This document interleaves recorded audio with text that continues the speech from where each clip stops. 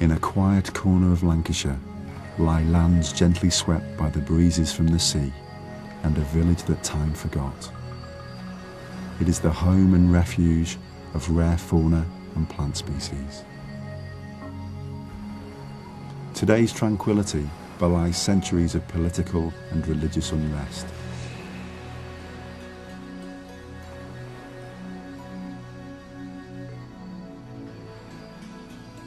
The Danes invaded the land, followed by the Normans who arrived with William the Conqueror.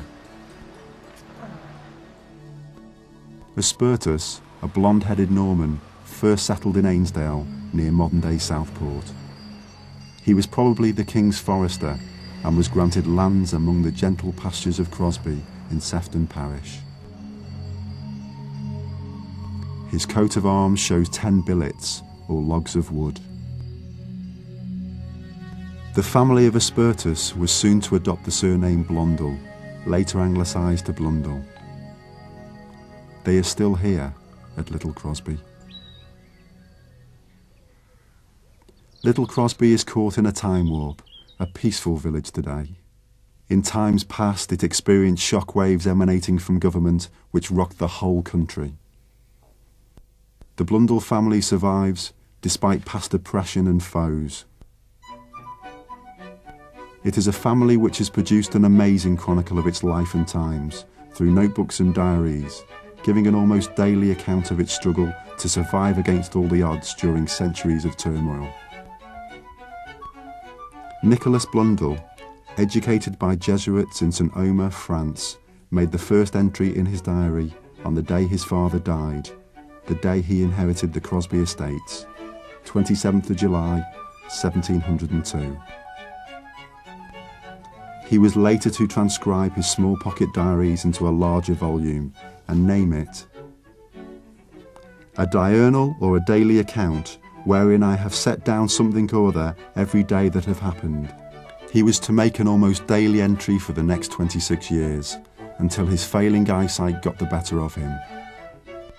But he was not the first Blundel to put pen to paper. His grandfather, William Blundel, known as the Cavalier, was an avid writer and produced among other volumes a Cavalier's Notebook. The Blundels lived happily at Crosby with its fine pastures.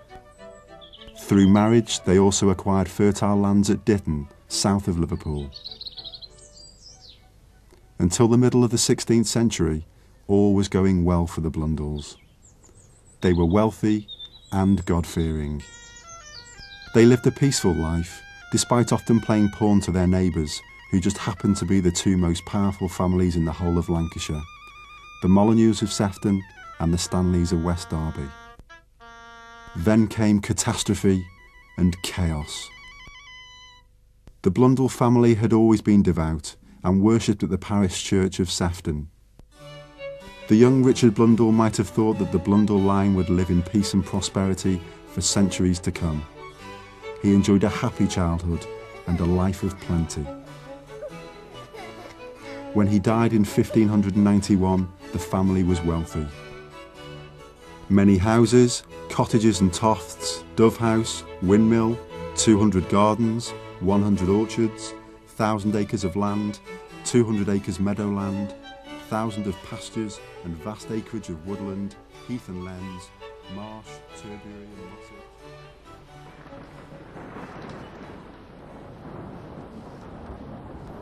The storm clouds, however, were gathering in distant Whitehall.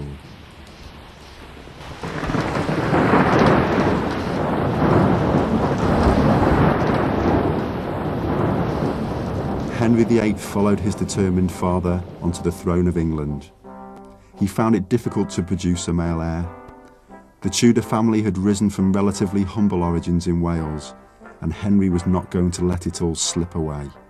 If the Pope would not grant an annulment or divorce, he would declare himself to be head of the church in this realm and grant himself a divorce. Despite his legendary 6 wives, he only managed 2 daughters and 1 sickly son. Edward VI, a minor under the influence of the Protestant Somerset Lord Protector, set the Reformation of the Church in motion, but lived to see few results. Despite a brief reversal in policy during the reign of Mary Tudor, when Protestants were persecuted, the net was now closing in on the Blundel family and thousands of others like them. Mary died of a broken heart, and the new queen was less sympathetic. Elizabeth I demanded that all subjects should humbly confess Her Majesty to be the supreme governor in all things as well ecclesiastical as temporal within the realm.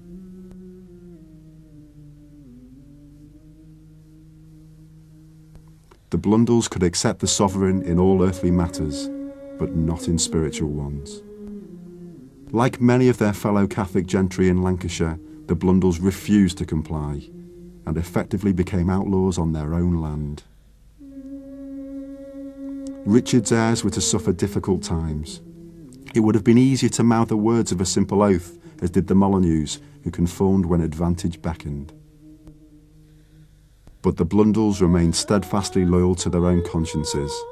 Jealous neighbours could cry them out as papists, and not only reap an immediate bounty, but also lay a claim to their lands. The Blundels paid the heavy price. In 50 years' time, they had been reduced to being worth less than nothing by £81, 18 shillings. The Molyneux readily joined forces with Puritan divines to slander the Blundels and appropriate their lands.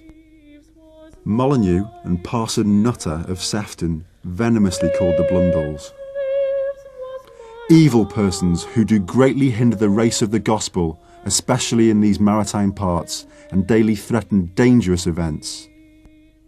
Victimisation had begun. By 1590, Blundel could only identify two trustworthy Protestant gentry, the Earl of Derby and Lee of Lee, with whom he could confide in matters of conscience.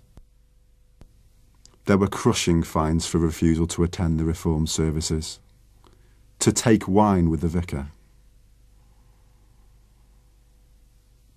It was the new crime of recusancy, which remained in English law from 1570 until 1791. Letters sent during the period betray the despair. Here with us things never went so hardly. What will become of us all, God knoweth. Our miseries daily increase. Recusants were barred from the court, from residing within 10 miles of London, forbidden from travelling more than 5 miles from their own homes without special licence, disabled from serving in civic or military offices, practising surgery, physic or law. Worse than that, there was prison and death for harbouring priests of the old religion. During Elizabeth's reign, 204 Catholics were put to death, and many more died in jail of neglect. The authorities, however determined, found this corner of Lancashire hard going. In 1599, the Bishop of Chester, whose jurisdiction then covered the area, declared, "There is no hope of reformation or obedience in these parts." Among those who suffered were St Ambrose Barlow of Liverpool and Blessed Lawrence Johnson of Crosby. Lawrence was related to the Blundels of Ince and born in Crosby. After graduating from Brasenose College, Oxford, he became a priest and regularly made secret trips to the area, saying mass in local barns such as Cross Barn in Ince. Like so many others, he was betrayed for cash. He suffered hanging before his body was drawn and quartered in London on the 30th of May, 1582. The Golden Age streamed in blood. The Blundels, like thousands of others, looked to Elizabeth's successor, James I, for succour. His mother, the beautiful Mary Queen of Scots, had been a devout Catholic. Her cruel death at the hands of cousin Elizabeth surely required some alleviation of suffering. There was great hope in the country. James promised Pope Clement VIII toleration in religion. James was keen to oppose extreme Protestant forms of worship. He even admitted that the Catholic Church was the ancient mother church of all the rest, and went as far as admitting that the Pope was the chief of all bishops. He paid reverence to all the saints, particularly the Virgin Mary, whom he named Blessed among women. James started auspiciously, knighting prominent Catholics, but soon found himself between a rock and a hard place. The Protestants were now arguing among themselves and forming distinct parties of Anglicans and Presbyterians. A shrewd contriver, James soon allied himself wholeheartedly to the Protestant cause. The king now will have blood. The king hath hitherto stroked the papists, but now will strike.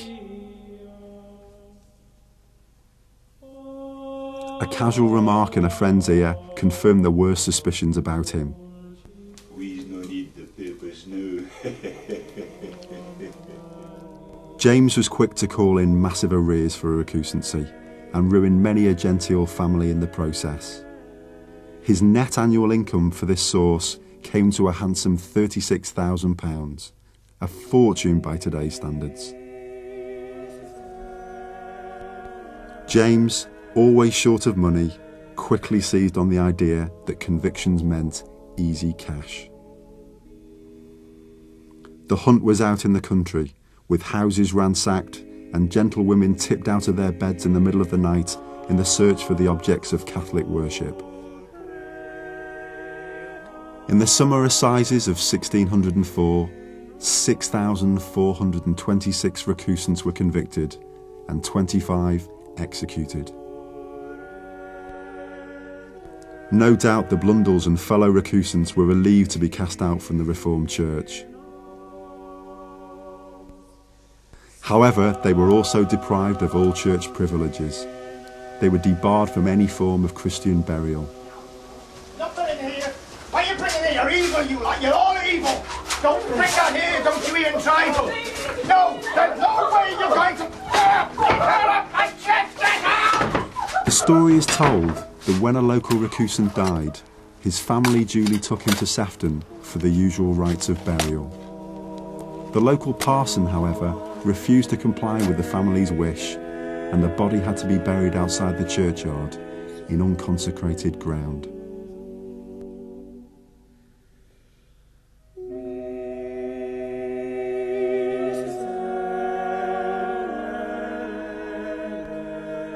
The following day, some pigs, foraging for food, dug up the corpse and started to consume it.